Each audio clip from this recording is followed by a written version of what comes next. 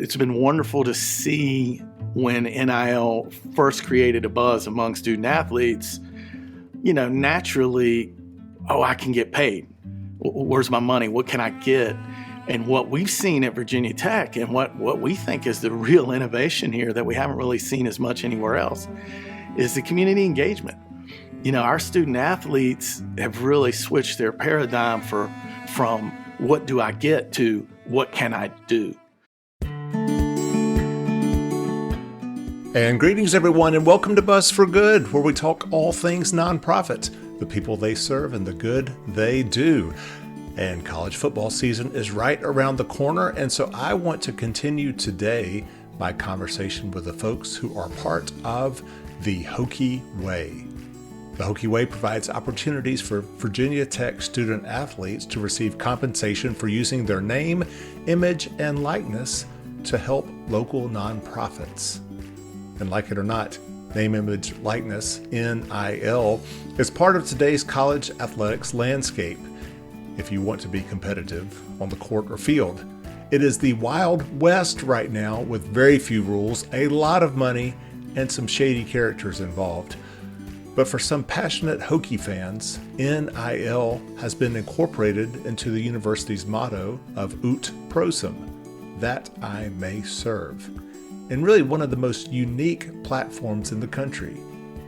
Over the last few weeks, I have shared with you conversations I have had with head football coach Brent Pry, head women's basketball coach Kenny Brooks, star center Liz Kitley, Sean Padula from the men's basketball team, and many more. And you can listen to these conversations by going to our website, buzzforgood.com. That's buzz, B-U-Z-Z, 4 good.com, under podcast.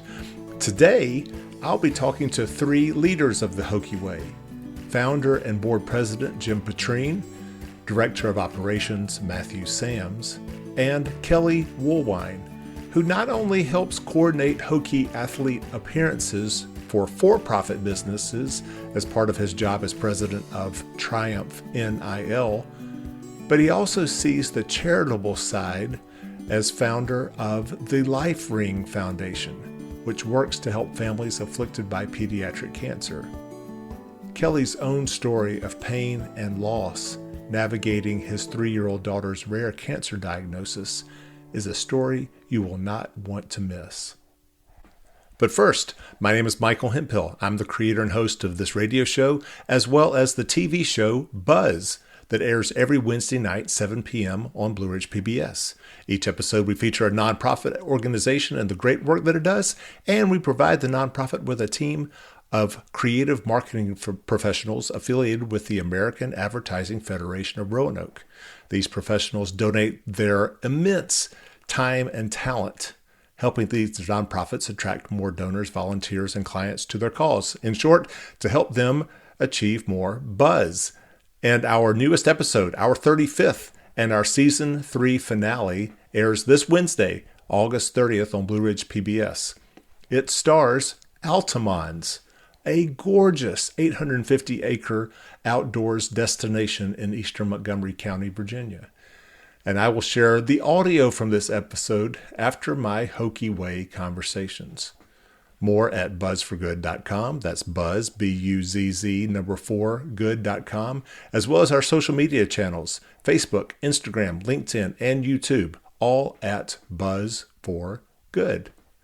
I want to thank our sponsors, the Roanoke Cultural Endowment, which is working to provide a long-term funding solution for arts and cultural organizations in Roanoke, roanokeculturalendowment.org, as well as Friendship, a retirement community for seniors throughout the Roanoke Valley.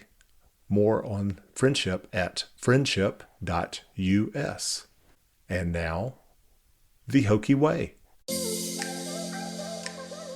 My name is Matthew Sams, and I'm the Director of Operations for the Hokie Way. I went to school here. I've grown up in the Southwest Virginia, and Virginia Tech's always been a second home to me, if not a 1B. And I'm very proud of that fact. I got involved with the Hokie Way late in 2022, just trying to volunteer, trying to help. I got word of this mission and how it was unique, and I found that the Ut Prosum aspects to it really spoke to me. And I wanted to get involved somehow and reached out and got involved a little bit, and a few months in realized that there's something here I need to chew on. There's something calling me to be part of this in a bigger way, and things worked out. Things kind of grew from there, and I'm really proud of that fact. The Hokie Way is a 501c3 nonprofit that enables Virginia Tech student athletes to partner with and amplify the mission of charitable organizations in Southwest Virginia. And in exchange for that, how does that tie in with NIL? Yeah, so NIL, name, image, and likeness, back in 2021 was deemed legal in the U.S. for college athletes to benefit and profit on their brands, essentially. And the way we've done that at Virginia Tech is to create nonprofit opportunities where student athletes can do service, they can do amplification for fundraising events, do appearances, and really use their likeness, use their brand to amplify the mission of charitable organizations around us. A lot of colleges couldn't care less about how the NIL money is getting spent. They just want the best athletes on the field. Right. But that doesn't seem to necessarily resonate with Virginia Tech fans. Yeah. Just kind of talk about that. Ootprism is one of our tenets at Virginia Tech. It's one of the things we stand on the most, that I may serve. And I think this fan base, this alumni base, the people in Southwest Virginia who appreciate and love Virginia Tech want to feel that Ootprism piece of how we're doing our work. And so that's been a great opportunity through the Hokie Way to create Ootprism-based focus around our student athletes and NIL and how those things merge together. So we've been very excited about the service we've done, the work we've done, the work of our student athletes, and I think it's been a testament to what this university and this organization stand for. The biggest challenge we probably face day to day, week to week, month to month, even though we're only less than a year into this whole structure, is education. Is educating people on kind of three different layers of NIL. First of all, what it is. How did it come to be? What does this new era look like? How do people adopt or think about NIL and college athletes being compensated? Secondly, is Virginia Tech and how NIL has been structured at Virginia Tech and how we're unique. And third is the Hokie Way and what we do and what the work is. Is it real? Is it authentic? Are we actually doing the work we're saying we're going to do? And we truly are. And I'm very proud of that fact. Introduce the nonprofits that you're working with. Yeah.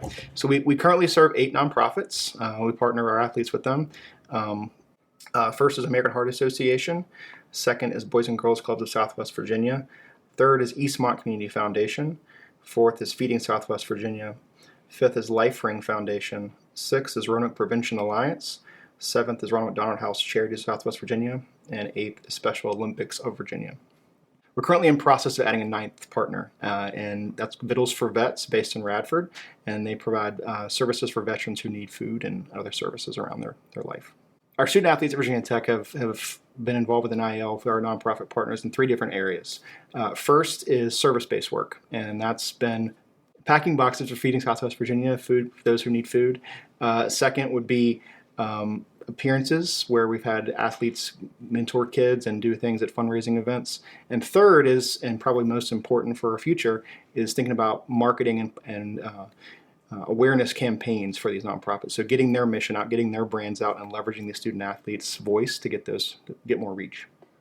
Yeah, talk specifically about how they can use their social media platforms to really drive attention to a particular event or cause.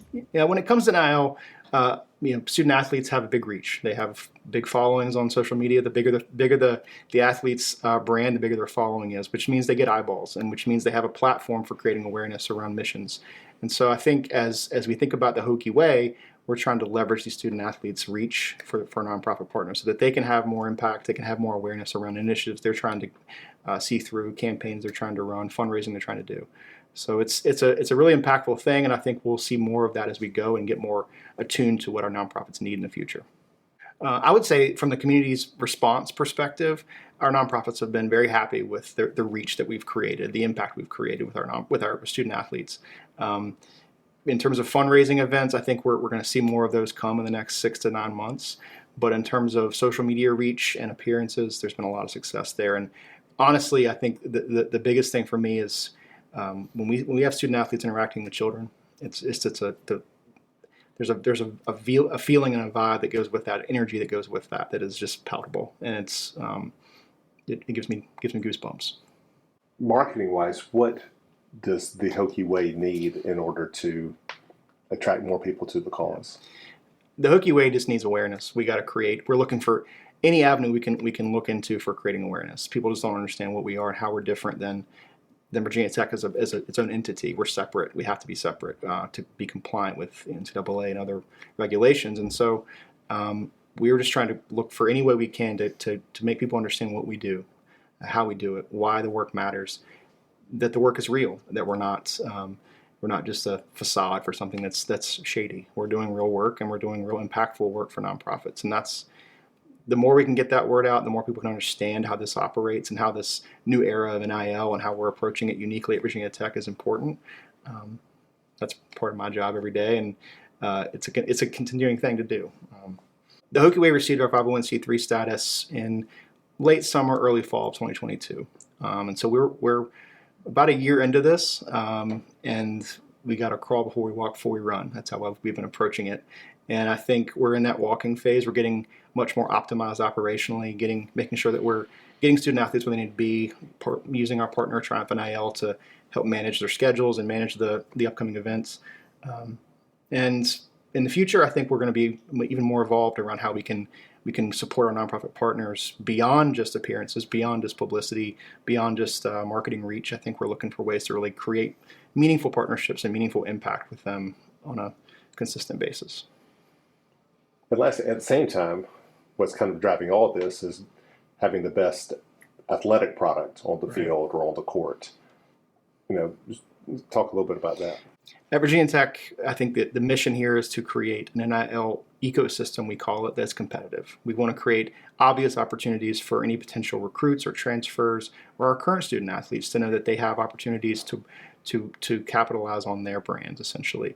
And the unique part about the Hokie Way is that we're doing that for charitable organizations, for charitable missions, and that's a really fun and different way that we've approached it. And we're really proud about the success we've seen and the positive reaction we've seen from families around that. Last question. What I've observed through all the students that we have interviewed so far is inevitably they have a nonprofit mission already in their heart. From Liz Kidley with her sister to football players who have been part of Boys and Girls Clubs in the past growing up.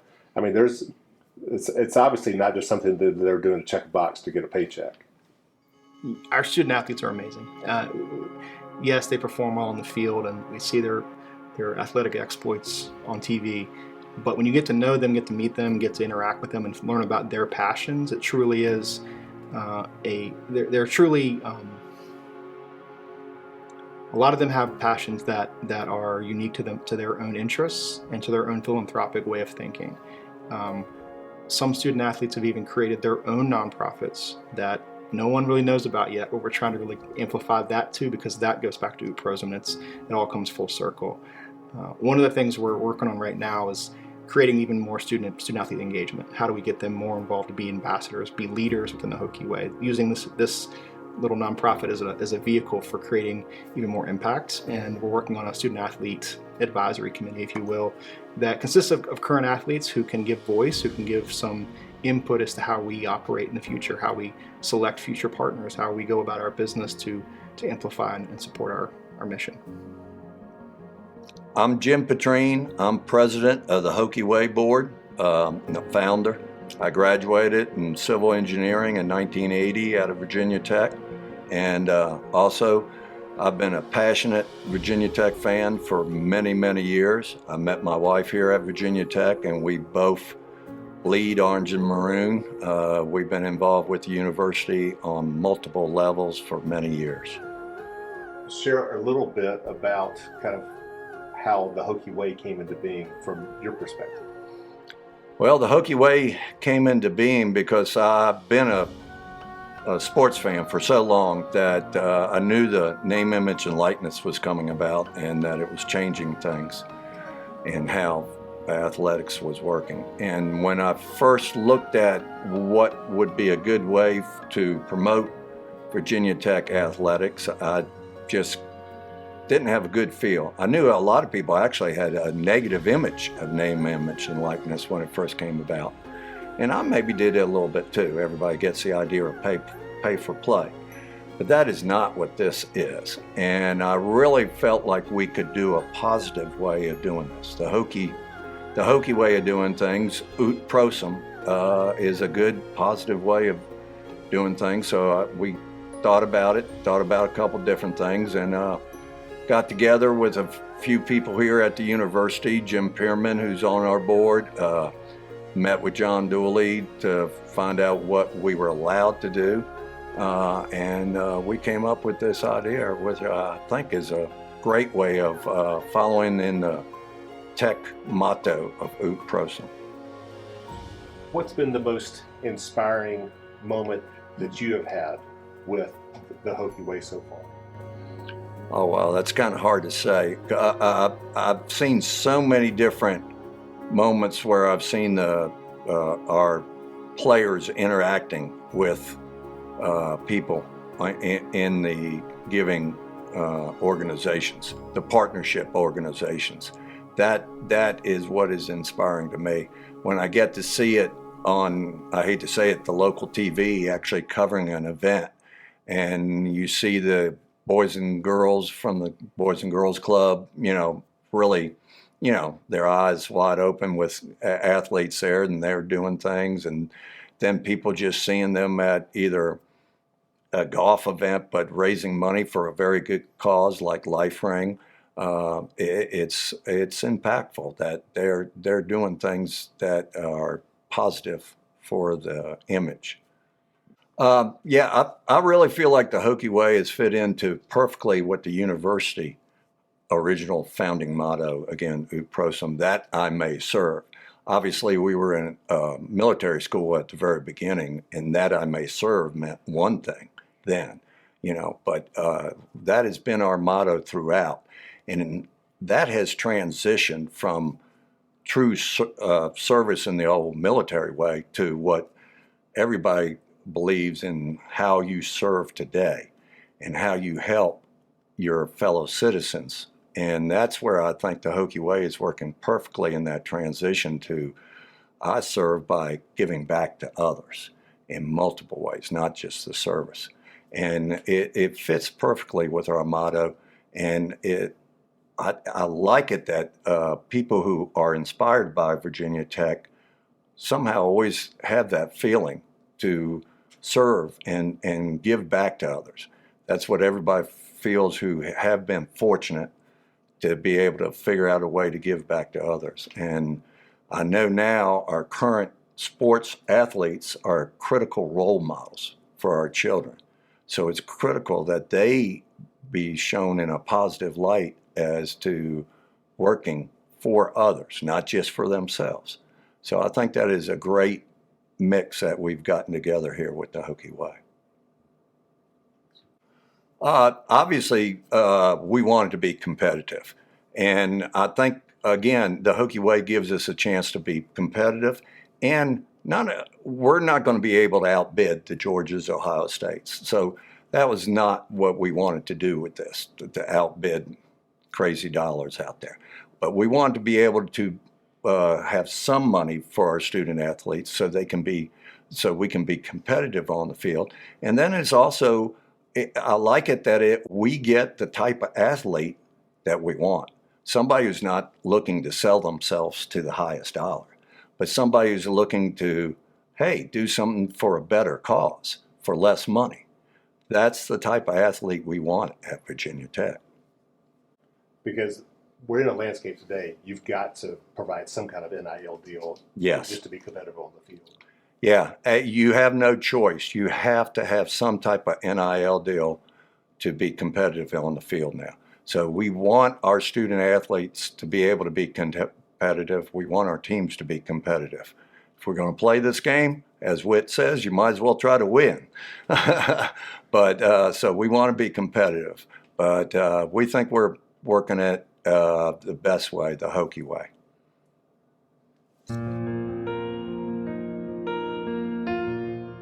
So I'm Kelly Woolwine, CEO of Triumph NIL. I am a proud Virginia Tech alum and a Virginia Tech fan in all ways, class of 1990. Triumph NIL, we manage student athletes Right now, all our student athletes are Virginia Tech student athletes, and we work in conjunction with the Hokie Way. We provide our athletes facilitate name, image, and likeness deals for the charity partners that the Hokie Way has. Why is NIL necessary? Necessary is an interesting word. I don't know. You probably would have a better argument, and it's not an argument for me to make, that it's probably more out of fairness. I think there was a couple of things there, right? So college athletics, billion-dollar industry, whatever it is, and the men and women who are stars of the show are not really getting anything directly out of that. They get the education, and that's not insignificant. But I think there was probably a lot of people that felt like that was still disproportionate. Is this fair? Does this work? I don't know. It feels better. Working with the college athletes, it seems to feel better. And I think also they were probably in an unfair position where, if you and I are college students, we can have a job. We can sell things. We can sell posters. We can sell jerseys, but the athletes couldn't. I think that's better, that they can use their name, image, and likeness more as they see fit. I think that's a fair equation so far. Absolutely, yeah. Necessary. That's probably a strong word. I think it has become necessary in some sports. In Division I, it has emerged that having what we would call a competitive ecosystem, NIL opportunities, has become a competitive factor. There are have and have-nots in college athletics in that regard. Yeah, if you don't have NIL for your college athletes, you're not competitive on the field or on the court at this level. Yeah, it's early on. Does it play out that way? Remains to be seen. From the outside looking in, recruits and players are paying attention to NIL ecosystem and what colleges and universities have something to offer there, and it's a factor. Down the road, do we see a disparity on the field and on the courts? Because of that, we'll see. But I think it seems like you're seeing the front end of that in recruiting and retention. Some athletes tend to be gravitating toward where there are better opportunities.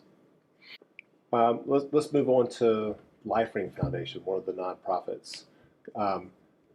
By just sharing your role with the LifeRing Foundation and being one of the nonprofits that's served by the Hokie Way, and then kind of go into how LifeRing came to be. So the LifeRing Foundation, 501c3, public charity. We've been a public charity for about 18 years. And in the beginning, just really socially minded in the community, Southwest Virginia, helping those in need, adults, kids. That could be anything from helping families that have trouble keeping a roof over their head to supporting early literacy. That evolved a great deal over the last few years. We are really centric to helping kids with cancer and blood disorders in Southwest Virginia. In particular, hopefully everybody watching and in the community will start to hear more and more Fighting Kids Cancer. That's our initiative. We are partnering with Corillion to raise the money to fund, plan, build, resource what we hope is a world-class treatment center for pediatric oncology and hematology. Over the next 5 years, we have a pretty ambitious $20 million goal just for the LifeRing Foundation. And the LifeRing Foundation really gravitated toward pediatric cancer.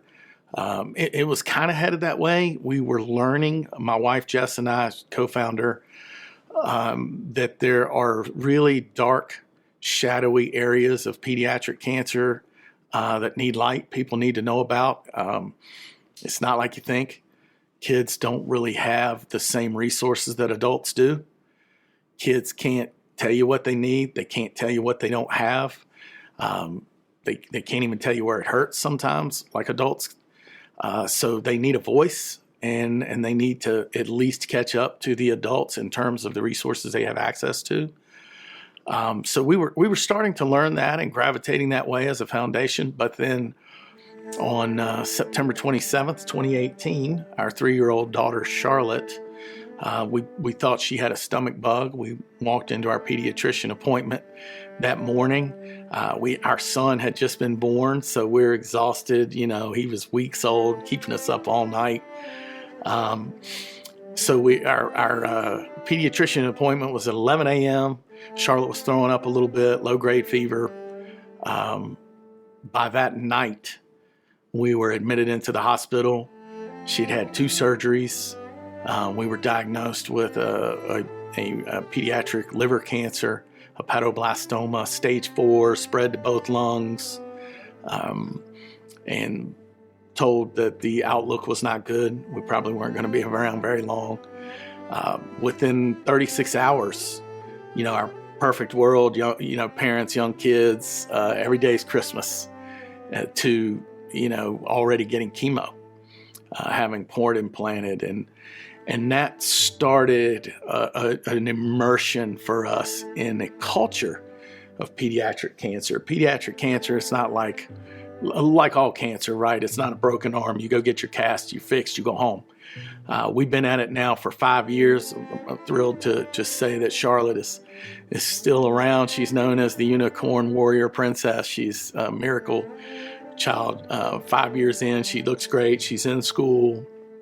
But in that 5 years, being immersed in that culture, we've gotten to know some other families and some other children who did not have access necessarily to the same resources that we did.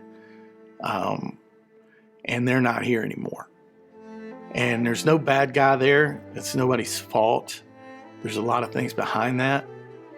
But there is an inequity of availability of resources sometimes, not just in Roanoke and Southwest Virginia, but everywhere. The economics are working against children. The revenue's not there. The volume's not there. And so if you get diagnosed with a pediatric cancer or pediatric blood disorder, depending on the complexity of the case, odds are good that you're going to need some specialized care, some specialized resources, some advanced treatment that you're going to have to go to a far-off place to get. And I was very fortunate that I was doing some consulting work with Virginia Tech and the Fralin Biomedical Research Institute in Roanoke, and knew people in the cancer research world. And you just go to all the big brains. Where's the center of the universe for this disease? I'd never even heard of it. I didn't even know how to spell it. And we determined that the best team for hepatoblastoma, in Charlotte's case, our best bet was Cincinnati Children's. We were fortunate to be able to just, forget everything in life. We're going to Cincinnati. We sat by her bedside for a year straight inpatient. We missed my son's whole first year. That was tough. And, we didn't see anybody we knew for a long, long time. But we kept grinding, and we're still, she had surgery in February of this year. We can't seem to get out of the woods, but we're still in it. It's changed perspective, as a parent, and what you value, what you think is important, what we used to complain about, and the little things that would annoy us. They're like, gosh, when you hear parents say, I can't get to the Tech game. I got lacrosse, and we're all over the place for softball practice, and got to go to dance tonight. Oh my God, are you kidding me? That sounds so good from where we're sitting. I hope I'm saying stuff like that for the next, 20 years, and no idea how precious those gifts are. If you got kids, and if you guys are parents, and your kids are healthy, man, don't take that for granted. That is a blessing. we would like to make it as Carillion would like to make it possible that we have more abundance of resources, more advanced resources, so that more families can stay home in the village on that fight and help more kids win that fight. And so the LifeRing Foundation is dedicated to that now. It's really bringing awareness to the needs of pediatric cancer and hopefully the actual resources.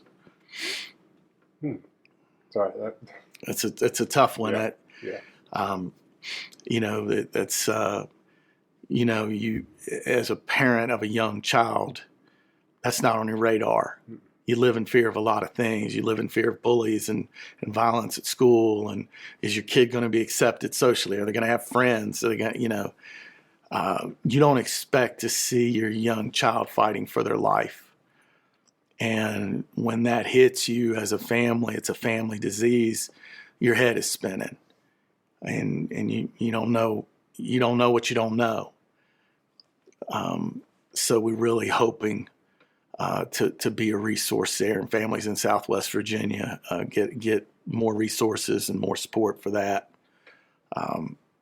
And what's really been, no such thing as coincidences in this world.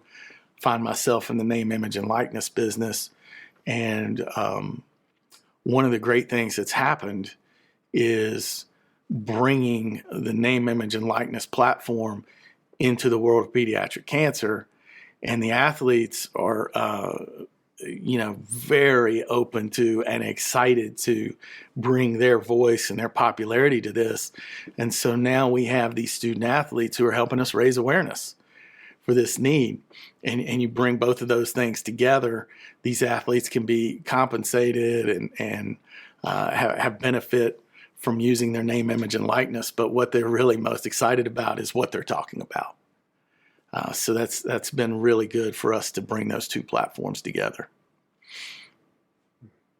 Thanks for sharing that.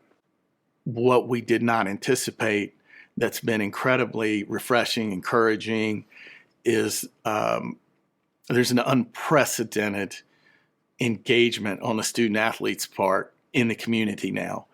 It's not just the LifeRing Foundation. We have 8 other charity partners, the Boys and Girls Club, Special Olympics, Ronald McDonald House, American Heart Association, Feeding Southwest Virginia, and more. It's been wonderful to see when NIL first created a buzz among student athletes, naturally, I can get paid. Where's my money? What can I get? And what we've seen at Virginia Tech and what we think is the real innovation here that we haven't really seen as much anywhere else is the community engagement.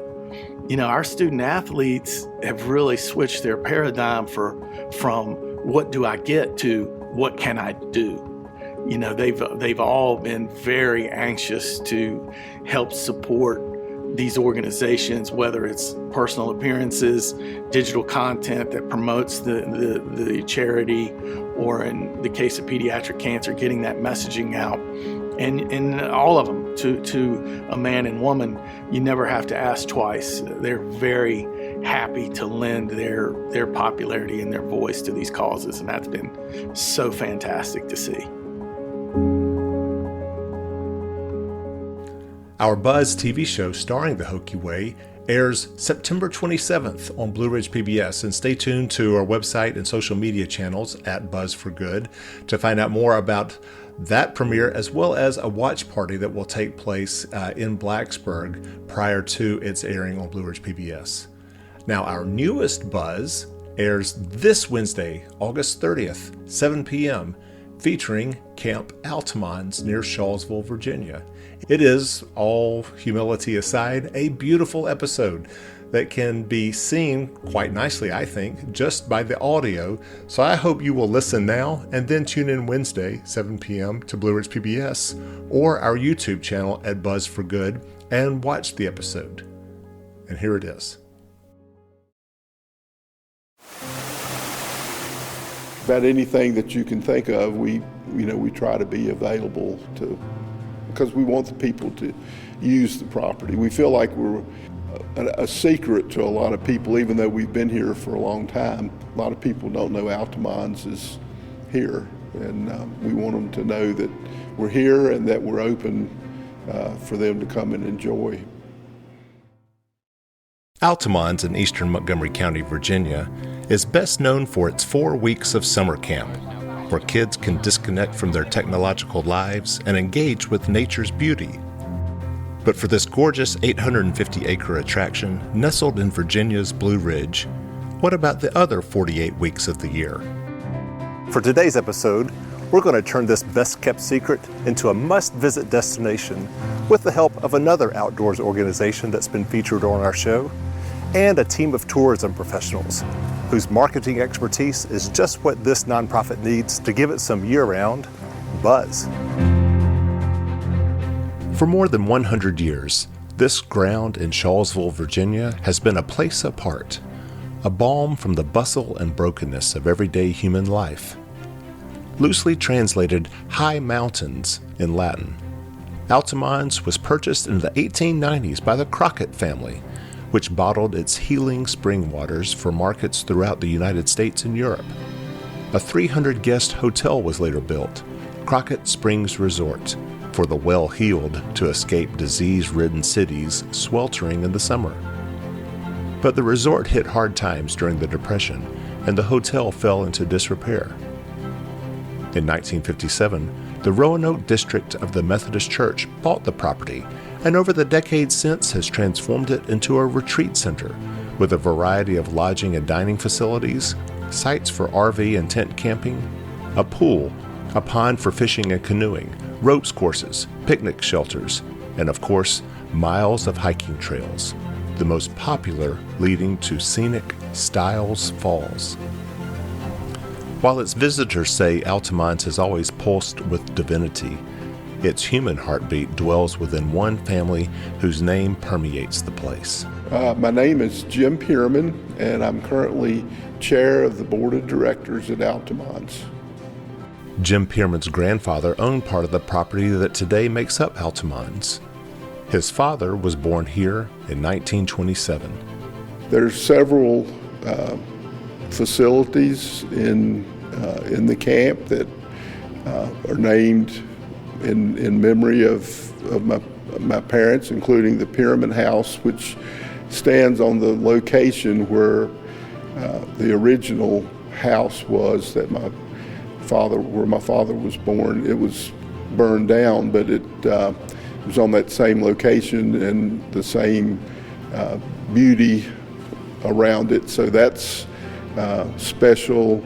The ropes course was pretty much, funded by my mother, and she's been very generous in supporting the intern program that we initiated several years ago, and so there's a lot of them around when I come up here to feel their presence. The quilt that's behind me, my mother was a avid quilter, hand stitched. She never used a machine on any of her quilts, and she quilted this, the quilt behind me, and presented it to Altamont, and it's hanging here, so it's a memory every time I come into the dining hall. She loved Altamont, and she thought that was a special thing so she would always be here. My name is Hannah Curtis, and I am currently a board member at Altamont. Previously, I've been a business intern at camp for 2 summers as well. I'm Rhonda Wimmer. I'm the executive director here at Camp Altamont. I started off as a volunteer in 2010, then I was guest service coordinator, and now the executive director. So fortunately, I had an opportunity to connect with Rhonda at a job fair. I was a student at Roanoke College. I'm not local to the area, so I had never really ventured beyond Salem and the Roanoke, city proper area. So I met Rhonda and learned about all the job opportunities they had for college-age kids coming to town, both with camp and on the business side of the house as well, and went from there. We're known for our summer camp, but we also have so many amazing groups that come out throughout the year as well. Getting to know them and their stories, just to hear, that their grandfather was here, their grandmother, and now the kids are coming through, and it's just heartwarming to feel that, the warmth of everybody that wants to experience God when they come out here. It's just truly, truly amazing. I think really what made the most difference for me as a student at the time was my time spent with the full-time staff. They not only put me to work day to day at camp, but also talked with me bigger picture about where my interests were, what I did not like, and how that might translate in the future to career. So when I came to Altamont, really it was an opportunity just to dabble in more of the business side of the office and enjoy camp out here as an intern with my cohort. And that was a direct result of the staff here investing their time in me and taking the time to get to know me and kind of shape my thought process. All of its many facilities provide for a magical summer camp experience for kids. But through the decades, Altamont has also served as a setting for church revivals, corporate retreats, family reunions, weddings, even a music video. I think some of the things that are most beneficial for camp also make it really difficult to learn about camp. It is unplugged, it is a place apart, and getting the word out is so crucial just so folks are aware of what's here year-round. As far as volunteer groups, we're always looking for volunteers to come out and help us with projects throughout the year. We're on 850 acres, so there's always something that we are needing volunteers or help with. You know, as you would imagine, we want more buzz for Altamont, and we hope people will, learn more about Altamont, and anything that'll help the visibility and let people know that we're here and that they're welcome. This is a great summer camp, and we certainly have plenty of advocates who've been through camp, have their kids go through camp, and see what a difference it makes in the life of kids as they're growing up. But beyond that, we have hiking trails, we have year-round facilities that are amazing places for businesses or for families to come together. And I would love for folks to know year-round what amenities are available so they can really take advantage, stay local, and experience the outdoors in this beautiful place. I hope more people learn about us. It still amazes me how many people I run into that don't even know about Altamont. It's just, we kind of joke about it's not really a joke, but it's the best kept secret. Once you get out here, you get it. It is an amazing, amazing facility. Like I said, 850 acres. So people, we have something that's going to fit absolutely everybody out here. I needed some time to think about how, and more importantly, who, best to market Altamont to a wider audience. But as for volunteers, I turned to an outdoors nonprofit we featured in 2022 on Buzz, Friends of the Blue Ridge. I'm Julie Whalen, Executive Director of Friends of the Blue Ridge. We are a nonprofit with volunteer chapters in Virginia and North Carolina looking for ways to improve our Blue Ridge communities. So we have two chapters, our Roanoke chapter and our Rocky Knob chapter, that have come together to work with Altamont to help prepare them for their summer season. So today we are painting a cabin that will be used for staff housing for the summer. We also have some volunteers working on sweeping out cabins that'll be used for campers in the month of July. Hi, I'm Libby Wilcox, and I'm chairman of the Rocky Knob chapter of the Friends of the Blue Ridge, and we are here painting today, not in the Rocky Knob area, but up towards the Roanoke area. The little Camp Altamont needed some help painting, and we are known as the Painters of the Parkway in our chapter, and so Julie said, can you come help? And we did. So there's 6 of us, I believe. Well, if you look around, you can tell why you want to be here, what a better place to work. I'm a camper, I'm an outdoors person. I love working on the parkway. I love working in the area when it's like this. I have a hard time sitting at home on the porch when you could be out doing something. So we share what we can do. We have people that want to work, people who care about the area, as we all do. And to come up here and work today and help them is fun. Now, my children say I have a weird sense of what fun is, but we all have fun doing it, or we wouldn't do it, and we care.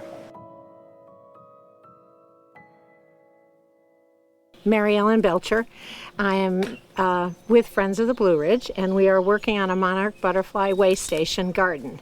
Camp Altamont has given us the land, and there was some type of butterfly garden here before, but it's been many years since it's been maintained. So we're going to kind of start from scratch.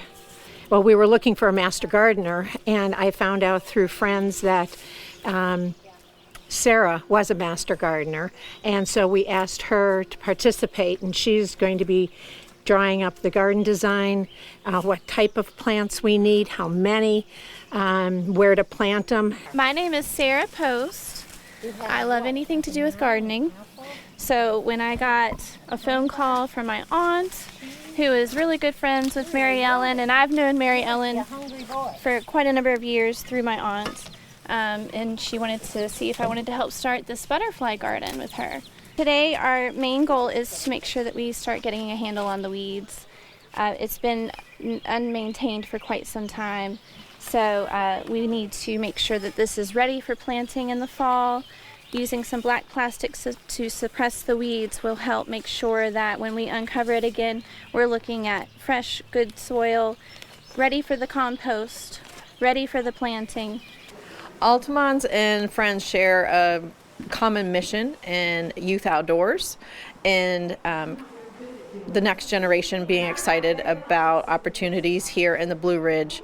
So it was a great partnership for both organizations to come together, for our volunteers looking for a project and Altamont's looking for volunteers to come in and help move them forward as well. While Altamont seeks to be a year-round destination, nothing quite showcases all of its programs and facilities and its impact on people's lives than its 4 weeks of summer camp. My name's Timothy. I'm from Salem, and my favorite part about camp was the swing shot. I'm Marshall. I'm from Midlothian, and my favorite part of camp so far is the rope swing. My name is Caden, and I'm from Christiansburg, and my favorite part of camp was the pool. My name's Kenzie. I'm from Roanoke, Virginia, and my favorite part of camp is night in the woods. My name's Piper, and I'm from Roanoke, and my favorite part is all the friendships. My name is Caroline Davis. I'm from Roanoke, Virginia, and my favorite part of camp has been the community and friends.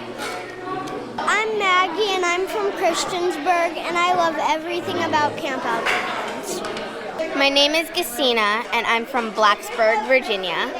I love Altamont's camp because it is really fun, and I love going on hikes, and I love the pool.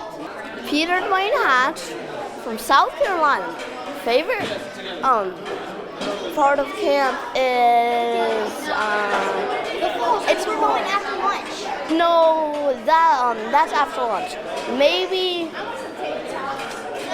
it's very hard. Hi, I'm Robert. I'm from Ecuador. This camp has been awesome, and my favorite part is catching the crawdads in the creek. My name is Robert. I live in Virginia. My favorite part of camp?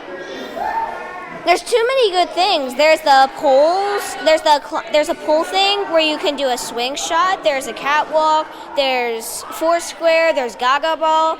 You have low ropes. You have high ropes. My name is Maddie. I'm from Roanoke, and my favorite part of camp this year is arts and crafts. My name is Davis Bear. And I live in Roanoke, and my favorite part of Camp Altamont is trying to think because everything's really good, and I'm gonna say the pool's the best part. Hi, my name is Jewel. I am from Salem, and my favorite part of Camp Altamont is high ropes. Why? Because you get to fly through the air, and there's a lot of adrenaline. My name is Jackson Hatcher. I am the ropes coordinator here at Altamont, and today we're doing swing shot. Basically what happens is there's a pole on that far side, and there's a cable hanging down. They get attached to the cable. Once they are attached to that, there's a rope that's on the back of them. Their whole team runs in one direction, pulleys work, pull that rope all the way to the top of the pole. Then when they get to the height they're comfortable with, they have a pull cord, they release it, and they swing. 2, 1. Wonderful! I think swing shot is one of my favorite elements of the pole course, because for like all the other ones, it's kind of just like single participant and everybody else kind of like just watching. For this one, it requires like the whole unit and like everybody to pull up their like one participant. So it's kind of like everybody working together for this one rather than just one person doing the element, which is why I love it. You have a net, just kind of like use it to catch whatever you can find. Hi, I'm Bennett Snyder. I'm the nature coordinator at Altamons, and right now we are looking for benthic macroinvertebrates in the creek. Benthic macroinvertebrates, like crawdads, are very sensitive to changes in the water. So if the water is more polluted, then there are less macroinvertebrates. But the more macroinvertebrates in the water, the cleaner the water is. And so right now the kids are looking in the creek to see how clean our creek at Altamons is. My name is Vincent Keeling. I just graduated from Virginia Tech with a human development degree, and I'm planning on going to the master's program also at Virginia Tech to study elementary education. Yeah, definitely I think coming here since such a young age and seeing such diverse people come together through like different parts of the world, different parts of like America, coming here and just being one, like I think the small group Christian camping really opened my eyes to seeing how much we have in common with people that we like wouldn't talk to outside of here, and I think that has really made me look at people differently, like really like try to find the good in every situation and good in every person. And it's really influenced like my career choice to go into elementary education, because before I was like on the fence, didn't really know what I wanted to do, and then I started working here as a staff member. After my first week of camp, I knew that I wanted to work with children and make my whole life revolve around that. Hello, my name is Joe McGorry. I am 19 years old. I am going to my sophomore year at Virginia Tech in computer science. I've been coming to camp since I was about 7 years old. Kind of moved up through being a camper, and I was a CIT, counselor in training. And then I was a counselor. I managed the ropes course last summer, and now I am a program coordinator. Camp Altamons has really made me almost think beyond what I've felt like my path needs to be in life. I've always grown up really into math and science and going along the engineering path. And camp has always been that one time throughout the summer where I think differently and think that I might not need to go down that path. And in past years, I've really been thinking through that and possibly be changing a career in the future, largely because of what camp has shown me and what I have found to be my passion in life. My name is Nate Birchfield. I am 19 years old. I'm going into my sophomore year at Virginia Tech, studying landscape architecture. I think camp has definitely inspired what I want to go into, which is landscape architecture. When I was deciding what path I wanted to take, I was debating between like either architecture, design, or some sort of outdoor job. And that landscape architecture is kind of a mix of those. It's a way that I can kind of keep one foot in each side. And I'm definitely glad that I grew up going to camp, and so I have that outdoors experience. And it's helped me really love it. Hello, my name is Rachel Grace Chouse. I'm 21 years old, and I just graduated from the University of Mary Washington in Fredericksburg. I graduated a year early, and I got a degree in theater and English. I double majored. I think I will take from camp that you can sort of do hard things. I think that's something we all learn at camp, and that to proceed with love is probably the most important thing. And I think those are things that I learned at camp and I'll take with me for the rest of my life. I think what makes this place so special is the people. I think the people come here really care about this place and really care about making the experience special, unique, and important and precious. And I think that's really what makes camp is the people who love it so much and love the kids so much and yeah. To give Altamons more visibility, I realized Friends of the Blue Ridge could provide more than just volunteers. But I was going to need help from a familiar face on Buzz. Rhonda, it is my pleasure to introduce you to my good friend, Bill Gilmer, owner of WordSprint, a print marketing firm that works throughout Southwest Virginia, headquartered in Blacksburg. And I'm really excited that they are coming on to Buzz one more time to help out such a wonderful nonprofit like Altamons. Bill, take it away.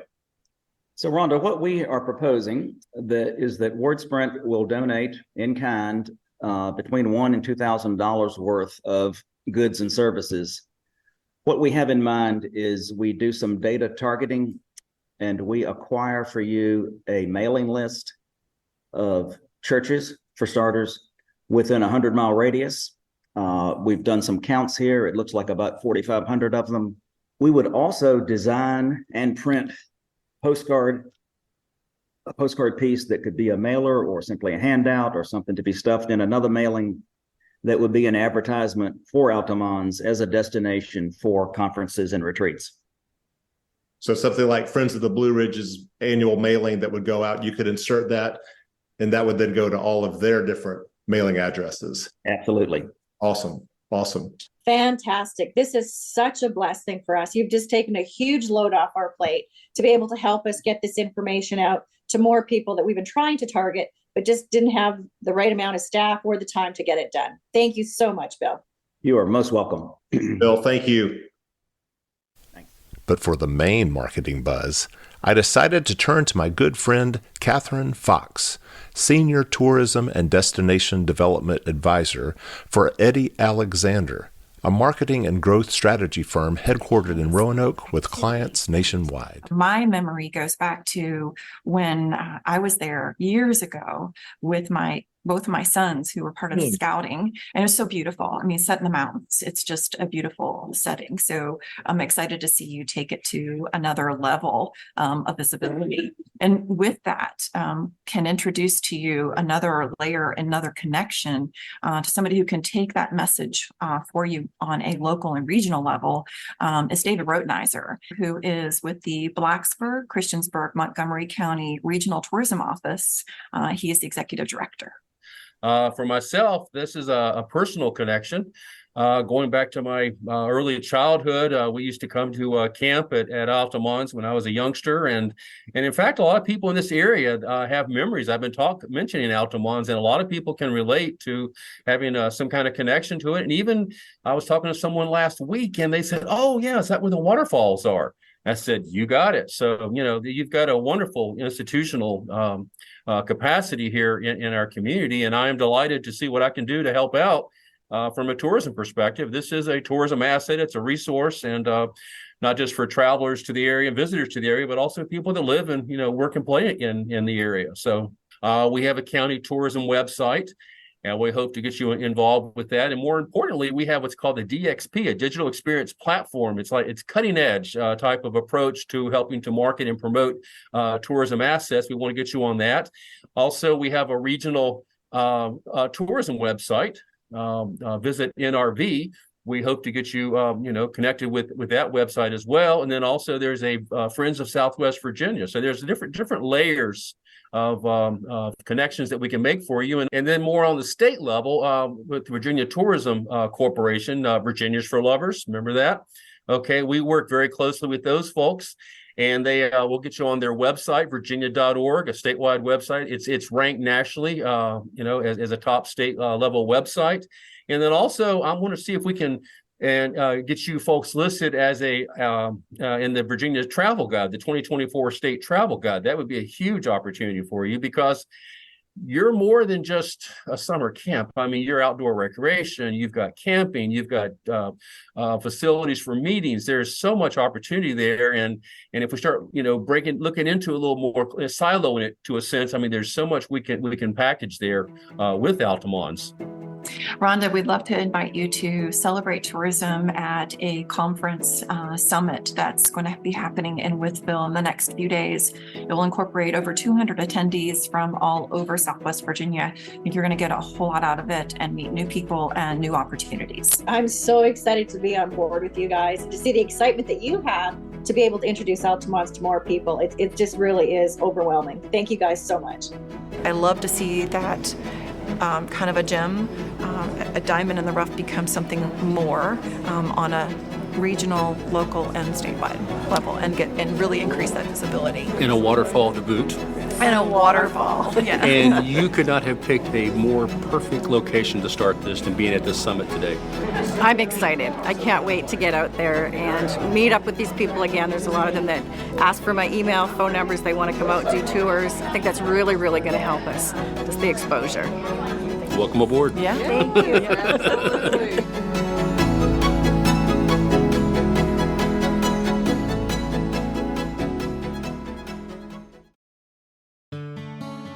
And that will do it for today's show. Thank you so much for tuning in to Buzz for Good. Continue being a buzz for good in your community throughout the week, and we'll look forward to seeing you back here next time. Bye now.